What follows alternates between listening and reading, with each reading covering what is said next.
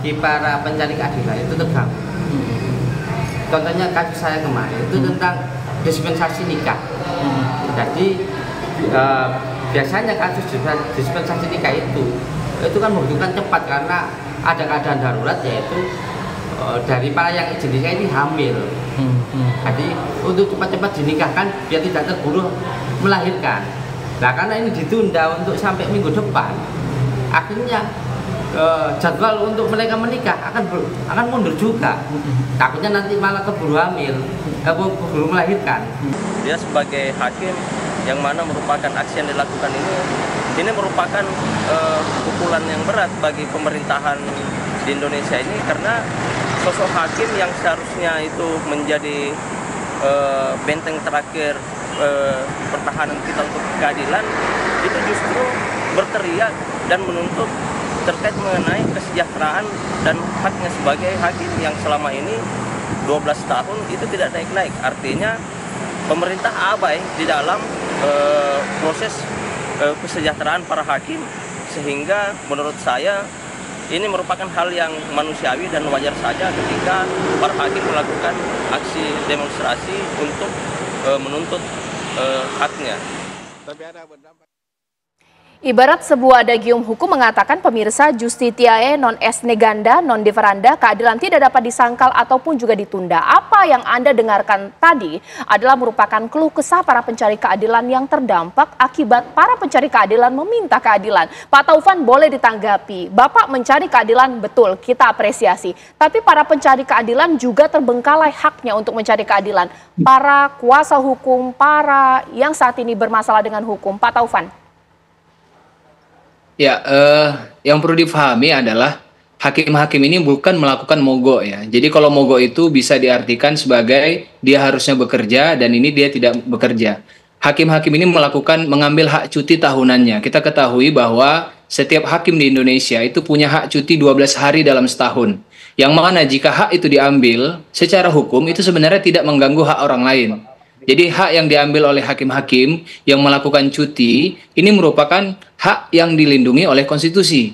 Sehingga yang kami harus pastikan di sini bahwa posisi kami adalah sedang memperjuangkan hak kami dalam hal ini yang sudah dilindungi oleh konstitusi dengan cara tidak melanggar hak masyarakat. Sama saja seperti pegawai pajak, pegawai Dinas Dukcapil mungkin yang cuti. Semua PNS punya hak cuti. Jadi kami bisa pastikan, Mbak, hakim-hakim yang melakukan mogok ini, mohon maaf, hakim-hakim yang melakukan cuti bersama ini melalui prosedur yang resmi, di mana hakim itu mengambil hak cutinya dalam setahun yang 12 itu untuk dalam bentuk solidaritas ini, sehingga ya itu adalah bagian dari hak yang juga dimiliki oleh para hakim dan tidak bisa kita bilang ini mengganggu hak orang lain sebab itu diatur oleh peraturan gitu. Ya, Prof. Suparji, tanggapi. Ya, saya kira bisa dipahami ya bahwa memang sebagai pegawai punya hak untuk cuti ya, ada waktu untuk bisa cuti. Dan kemudian yang jadi persoalan kan kita saksikan tadi ada beberapa pengadilan yang akhirnya tidak bisa berlangsung persidangannya. Yang itu dampaknya sangat luas gitu tadi. Sangat sederhana, sangat luas dalam arti tertunda sehari saja bisa menimbulkan dampak yang luas. Soal kelahiran, soal keburu lahir dan sebagainya. Karena sekali lagi bahwa pencarian keadilan tidak boleh ditunda. Tetapi bukan berarti mengabaikan penuntutan atau kewenangan untuk menuntut haknya tadi itu. Hukum kadang tidur, tetapi hukum tidak boleh mati. Kalau kemudian pada suatu hari misalnya tidak ada persidangan, kan itu kan membahayakan bagi para pencari keadilan. Sekali lagi adalah bagaimana kita mengkompromikan antara kepentingan ya subjektif untuk menuntut haknya tadi itu, tapi pada sisi yang lain adalah bagaimana menempatkan diri sebagai representasi yang secara ideal adalah wakil Tuhan di dunia, yang kemudian secara konfiguratif adalah sebagai satu kekuasaan yudikatif yang sangat memiliki posisi strategis. Maka untuk itu adalah jalur-jalur mestinya tidak boleh cuti bersama secara keseluruhan atau tidak-tidaknya tidak ada sidang yang tertunda sehingga para pencari keadilan tidak tertunda untuk memperoleh keadilannya tadi itu. Oke, Prof. Gayus, kondisi hakim miris dengan remunerasi atau juga tunjangannya, masyarakat lebih miris lagi, Prof. Bagaimana kemudian melihat dengan beberapa sidang yang tertunda ini? Saya memperhatikan banyak pengadilan yang juga tidak bergabung dengan cuti bersama, tapi masih bertugas. Kalau memang hal itu menyangkut kepentingan yang sangat penting, habisnya masa tahanan, dia akan bebas demi hukum dan sebagainya. Tapi saya ingin mengingatkan tadi Profesor Suparji tadi harus hati-hati dalam berpendapat ya. Kalau dia mengatakan hakim tidak layak seperti itu untuk cuti, saya ingatkan bahwa dosen itu pada bulan April juga demo membangun tenda itu karena ingin diangkat sebagai PNS. Itu dosen. Nah, Pak Suparji kan dosen ini. Merasakan nggak bahwa layak tidak menggunakan pikirannya dosen-dosen itu akan mengganggu mahasiswanya? Coba tolong dijawab itu. Jadi jangan sepihak saja. Kita memaklumi, ini saya jelas minta diangkat jadi PNS, dosen unjuk rasa dan bangun tenda di trotoar. Ini bunyinya, ini Detikcom ini. Bulan kemarin April. Jadi tolong ya, kita ada keseimbangan pikiran yang waras. Kalau orang itu memang terjepit sesuatu kepentingan dengan supaya bisa tercapai ya itu kan tentu itu unjuk rasa tuh hal yang biasa kok sekarang tentu mereka punya aturan siapa yang tugas siapa yang tidak ya. Dosen tentu begitu. Pak Suparji mungkin nggak ikut pasang tenda waktu itu. Ya. Oke, ditanggapi. Apa kamu ditanggapi, Prof? Baik.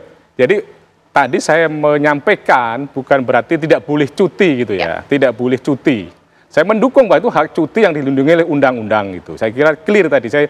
Jawaban saya seperti itu tadi itu. Kemudian yang kedua, saya mencermati tentang faktanya tadi. Yang ada di dalam media tadi, ada persidangan yang terbengkalai kan gitu loh.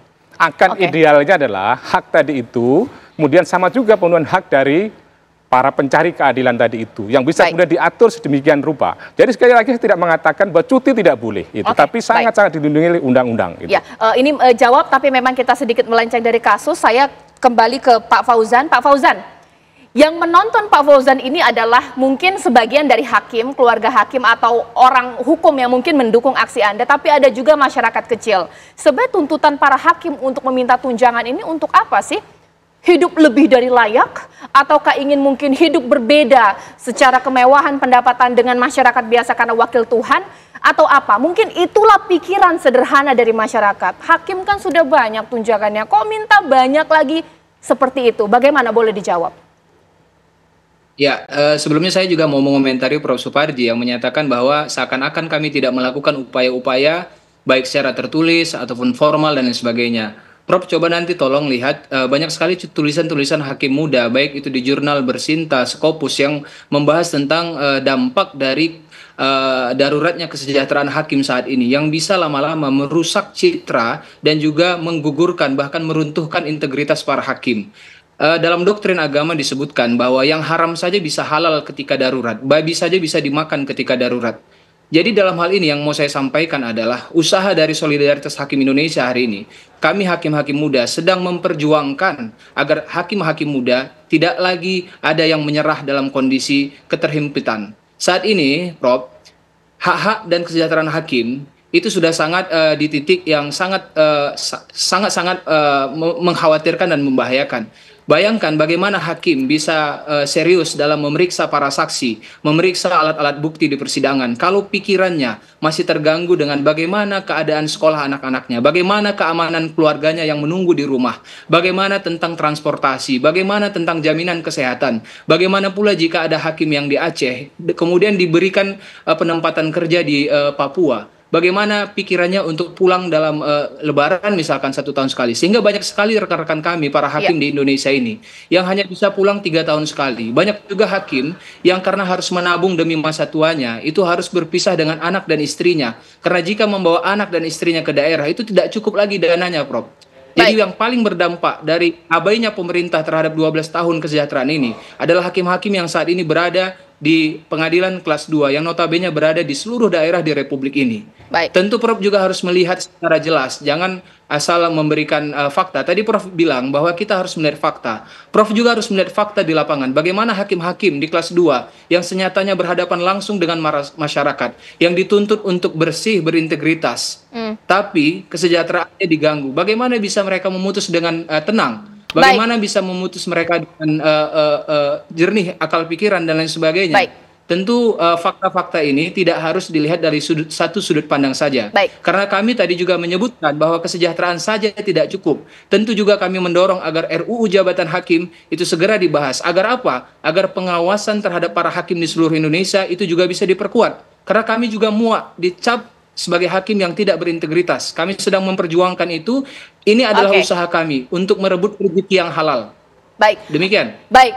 Ditahan dulu Bapak-bapak. Ini menariknya dialog Apa Kabar Indonesia Malam. Kita akan berdebat secara apik di sini dengan sudut pandang yang pasti sesuai dengan keilmuan. Sesaat lagi mari kita buka-bukaan sebenarnya berapa sih tunjangan para hakim di seluruh Indonesia sampai mereka minta naik pemirsa, dan nanti Pak Suparji akan menjawab. Kalau dinaikkan tunjangannya, yakin integritas akan sejalan. Sesaat lagi.